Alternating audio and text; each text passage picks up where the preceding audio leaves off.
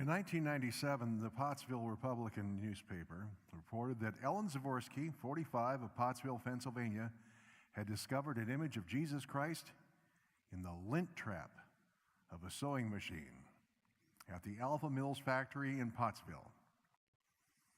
The machine had one of those built-in vacuum pumps that sucked the lint and dust off the sewing surface as garments were being stitched, and it was in the vacuum tube, which was about the size of a tube of a toilet paper roll, that she found the postage stamp-sized image of Jesus formed in the layers of lint. She removed the machine part and kept it wrapped in white gauze, telling only a few people about it. "I thought people would think I'm a nut," Zavorsky said. She said her life hadn't changed much in the months since she found it, and she only came forward to the press because she was afraid the image would fade. "It's like an omen, I guess," she said. "I just can't imagine why something like this would happen to me, and it's just lint, it's fuzz. I don't understand it, but it's got to mean something." The Door, a religious satire magazine of the time, heard about the Jesus in the lint story and commented that either God has a really wacky sense of humor or some financial setbacks are forcing God to work low-budget miracles.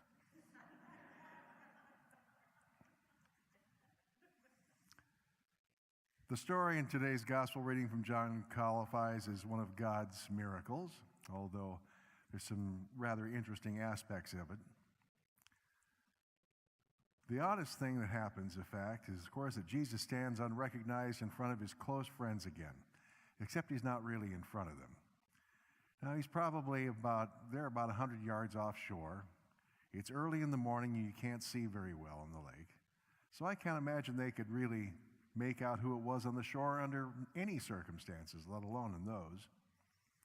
But then suddenly Jesus causes 153 large fish to suddenly fill up their nets. "Cast the net to the right side of the boat." Like casting it to the right side as compared to the left side should make any difference. But it did. And so they caught, as they say, a huge net full of fish. They're so big they couldn't haul it in, and that's when they recognized Jesus. So you have a miracle of the fish, followed by something else. Something not so much miraculous as it is mysterious, and that's that series of questions that Jesus and Peter ask. 3 times Jesus asked Peter if he loved him, and 3 times Jesus responded, "Lord, you know I do." And each time Jesus replied, "Then feed my sheep, tend my sheep, feed my sheep."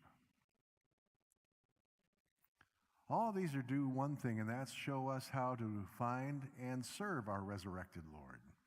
The first part is the finding God part. I mean, I could understand how they wouldn't recognize him at first. They were exhausted and frustrated. Most of us struggle to find Jesus when we're frustrated and exhausted. Easter is over, celebrations have passed, and now we're all back on the job, back to school, and working long hours. There's a lot of activities during May with graduations and other activities, people making plans for vacations, you name it. But there's more than that. Even though some aspects of the economy are doing fine, many people are still having to work 2 jobs. Wages have not increased, and so salaries don't go far as they used to. In case you've forgotten, in recent weeks, while we were celebrating Easter and Jews were celebrating Passover, and there were some other religious holidays going on, the news was filled with stories of violence that were centered around mosques, synagogues, and churches.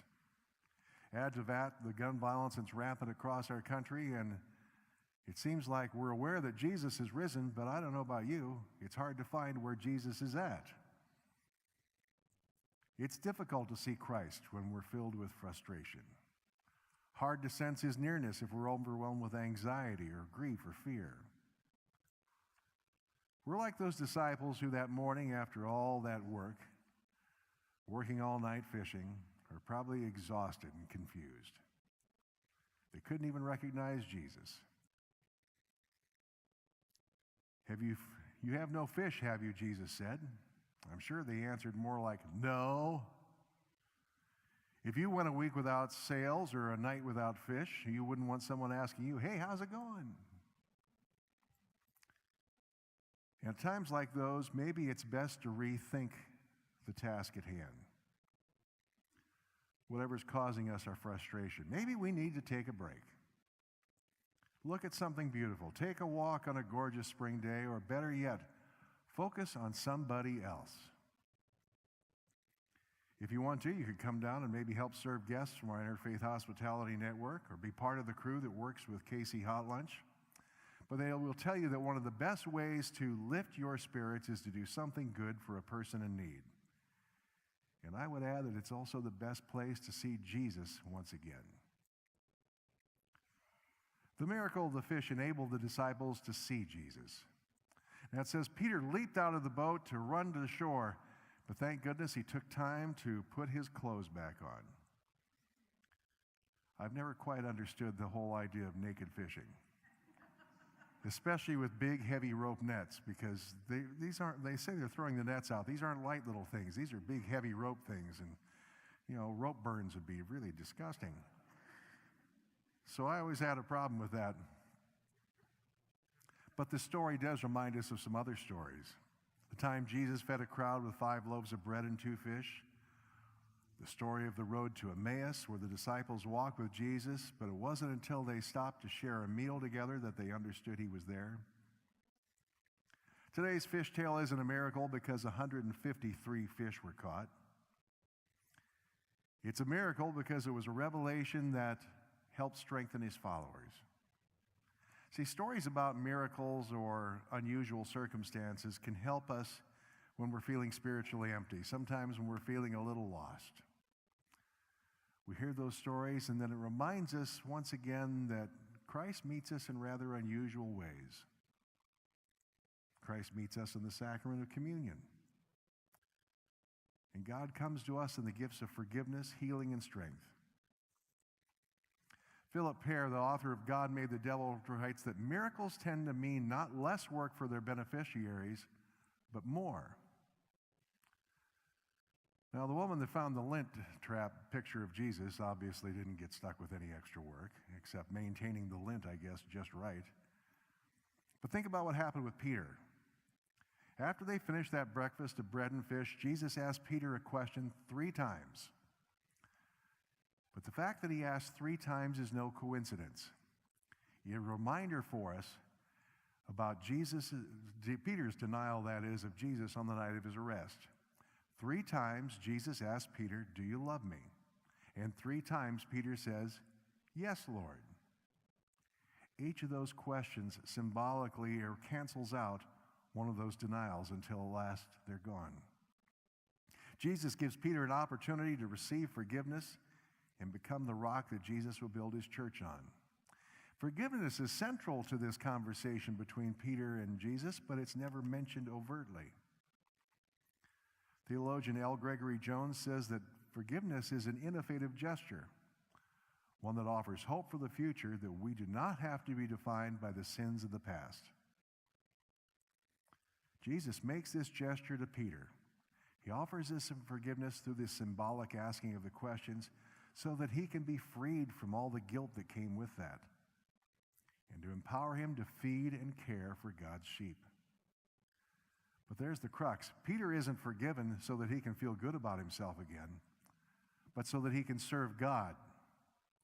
The miracle of forgiveness makes work for Peter, but it's work that makes his life worth living. The same is true for us. We're freed from sin so we're able to serve, not so we can walk around and say, "Well, that's a load off my back. I feel pretty good. I've been forgiven of all those things I did before. Now I wonder what I'll do next." No, Jesus has some ideas for us on what we're supposed to do next. If we truly love the God that forgives us, we will join in feeding Jesus' sheep by helping people around us. Maybe make a casserole for a grieving friend, volunteer to tutor a child struggling in school, share your faith with a friend, give a disadvantaged child free piano lessons, teach a class. And did I mention again, you could volunteer with Interfaith Hospitality Network or with the Casey Hot Lunch. The important thing is that if you believe in Jesus, you need to translate love and gratitude into action, to do what we can to care for the sheep given for us. Recognizing Jesus, receiving his miraculous nourishment, and serving others are steps that we're expected to take if we're going to follow the resurrected Lord. It's not much of a miracle to see the face of Jesus in a piece of lint. Little kids can look at a cloud and see an elephant. The most important miracle is whether people see Jesus when they see us. When they see us in the way they see us, we serve the Lord, where we take care of one another. Then, if they see Jesus, that's the miracle. And what a thought, that each one of us could be that miracle. The miracle that Jesus calls for all the world to experience. Amen. One of the ways we respond to what God has done for us is we share in our gifts. And once again, I was talking this morning with some folks about stewardship, and one of the things that I really enjoyed this month was a thought that giving to God is something different. What do you give to God who has everything? We're not really giving our resources to God or giving our time to God. We're giving our love to God. So how do you want to show your love for God? Not by the amount, but by the generosity in your heart.